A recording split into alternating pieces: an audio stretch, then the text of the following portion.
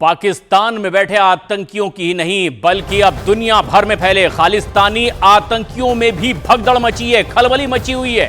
Canada में भी खालिस्तानी आतंकी हरदीप सिंह निज्जर और सुक्का की हत्या के बाद खालिस्तानी आतंकी बौखलाए नजर आने लगे हैं। आए दिन भारत के खिलाफ प्रदर्शन कर रहे हैं। कनाडा के पीएम जस्टिन ट्रूडो के बयान के बाद इन खालिस्तानी आतंकियों को और ज्यादा शय मिल गई है और इसके बाद एक बार फिर से खालिस्तानी समर्थक कनाडा में भारत विरोधी रैली निकालने की तैयारी में जुटे और इसके लिए बाकायदा कार्ड भी बांटे गए।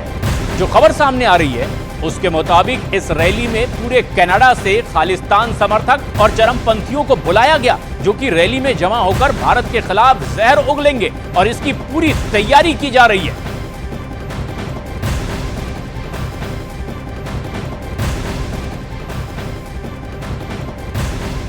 खालिस्तान समर्थकों की एक नई रैली की तैयारी। जिस तरीके से अब एक एक कर ये खालिस्तानी अब वर्चस्व की लड़ाई में तो कहीं आपसी मुठभेड़ में गैंगवॉर में ढेर हो रहे हैं, उसके बाद अब भारत के खिलाफ एक सुर में खड़े होने की तैयारी और इसीलिए कनाडा में खालिस्तानी समर्थकों की रैली की तैयारी और ये तस्वीरें। और ये कोई पहली बार नहीं था जब खालिस्तानी आतंकियों की ओर से रैली निकालने की कोशिश की गई हो। इससे पहले भी रैली की कोशिश थी लेकिन वो फ्लॉप शो रहा। खालिस्तानी आतंकियों का नेटवर्क कनाडा के बाद ब्रिटेन में भी एक्टिव हो गया है। ग्लासगो में भारतीय राजनयिक को गुरुद्वारे में जाने से रोकने की हरकत के बाद खालिस्तानी आतंकियों की एक नई करतूत सामने आई है। लंदन में खासे सक्रिय खालिस्तानी आतंकियों ने ब्रिटिश सिख हरमन सिंह कपूर की कार पर लाल रंग का पेंट फेंक दिया और उनकी कार पर गोलियां भी बरसाईं। यूके से जुड़ी एक कम्युनिटी सोशल प्लेटफॉर्म पर एक वीडियो जारी करके हरमन सिंह ने दावा किया है कि खालिस्तान समर्थकों ने उनकी कार पर लाल पेंट फेंका और फिर गोलियां चलाईं। हरमन सिंह का दावा यह भी है कि वो खालिस्तान का विरोध करते हैं और इसीलिए उन पर लगातार हमले हो रहे हैं। हालांकि अभी तक यूके पुलिस की तरफ से इस घटना की आधिकारिक पुष्टि नहीं की गई है और न ही किसी तरह की कार्रवाई की गई है।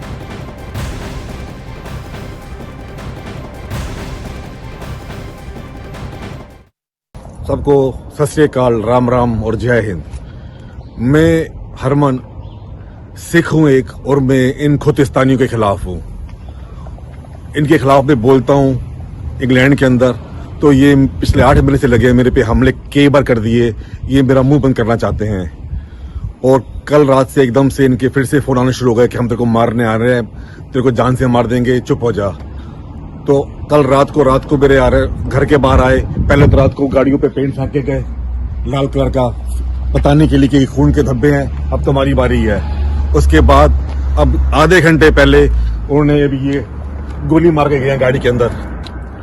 खालिस्तानी की खोतिस्तानी इंग्लैंड के अंदर दरिंदगी फैला रहे हैं, आम आदमी को मारने की कोशिश कर रहे हैं, जो सच बोल रहे हैं उसको चुप कराने की कोशिश कर रहे हैं। हरमन जी, ये कब से हो रहा है और कैसे हुआ, कैसे स्टार्ट हुआ और आपने क्या क्या किया? पुलिस को बुलाया, पुलिस को बताया, पुलिस हेल्प कर रही है नहीं कर रही है? 8 महीने से ये लोग मेरे पे अटैक कर रहे हैं। मेरे पे 4 अटैक हो चुके अब तक। इन्होंने मेरी बीवी बच्चों की फोटोएं डाली ऑनलाइन, उनको चूमा चाटा, रेप थ्रेट दी, मेरे घर के एड्रेस ऑनलाइन फेंके, मेरे बच्चों के स्कूल के एड्रेस, कॉलेज के एड्रेस ऑनलाइन फेंके, जाओ उनको मारो, रेप करो, विल पे यू। पुलिस को कंप्लेंट की है, पुलिस यहाँ की बिकी हुई है, सरकार यहाँ की बिकी हुई है।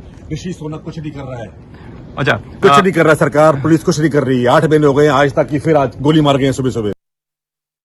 लंदन में रहने वाला ये सच्चा सिख जो भारत माता की जय बोलता है उसे डराया धमकाया जा रहा है और इस पूरे मामले में यूके में ब्रिटिश हिंदुओं और भारतीयों के लिए अब मूवमेंट चलाने वाले संगठन इनसाइड यूके ने कहा है कि हरमन सिंह कपूर एक ब्रिटिश सिख है जिन्हें उनके परिवार समेत खालिस्तानी चरमपंथियों की ओर से हिंसा और रेप की लगातार धमकियां भी मिलती जा रही है।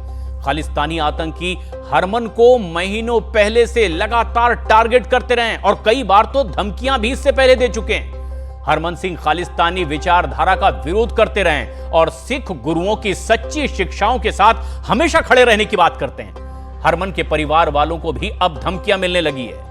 संगठन इनसाइड यूके ने लंदन पुलिस पर गंभीर आरोप लगाते हुए कहा है कि इस परिवार पर कई महीनों तक अत्याचार करने के मामले में कोई गिरफ्तारी अब तक नहीं की गई। लंदन की कानून व्यवस्था के लिए खालिस्तानी बड़ा खतरा बने हुए हैं और ऋषि सुनक जो लंदन ब्रिटेन के प्रधानमंत्री हैं इन्हें गंभीरता से सोचना चाहिए और उनकी सरकार में चरमपंथियों के खिलाफ कार्रवाई न करने पर संगठन ने अब सरकार की मंशा पर ही सवाल खड़े कर दिए हैं।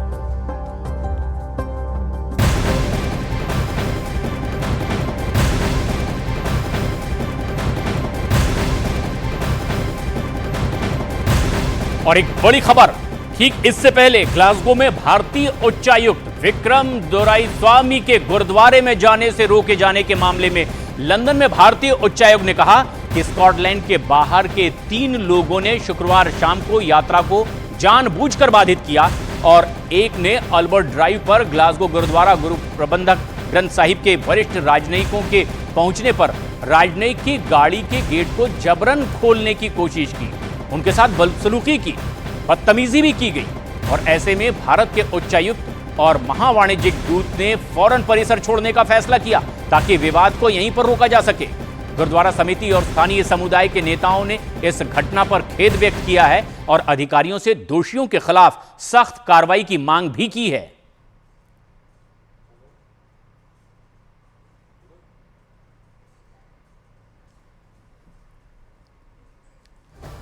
स्कॉटलैंड के ग्लासगो में भारतीय उच्चायुक्त विक्रम दोराईस्वामी को खालिस्तान समर्थकों द्वारा रोके जाने की लगातार अब चारों तरफ निंदा हो रही है। कल खालिस्तान समर्थकों ने भारतीय उच्चायुक्त दोराईस्वामी को गुरुद्वारे में जाने से रोक दिया था और इसकी बीजेपी और कांग्रेस ने भी कड़े शब्दों में निंदा की है।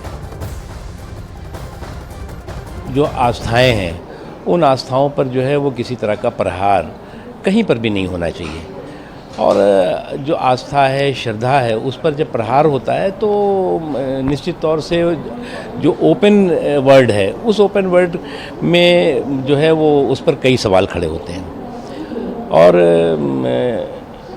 जो कुछ भी है उससे हम सहमत नहीं हैं, गलत है और उस संबंध में MEA ने भी और सरकार ने भी अपनी बात रखी है। वहाँ की सरकार को कार्रवाई करनी चाहिए, सख्त कार्रवाई करनी चाहिए, भविष्य में इस तरह की घटना ना हो इसको भी सुनिश्चित करना चाहिए। We strongly condemn this and we request the British government on behalf of the Indian diaspora here in UK that there should be a strongest possible action on these kind of elements who really want to disturb the peace and the communal harmony of this country.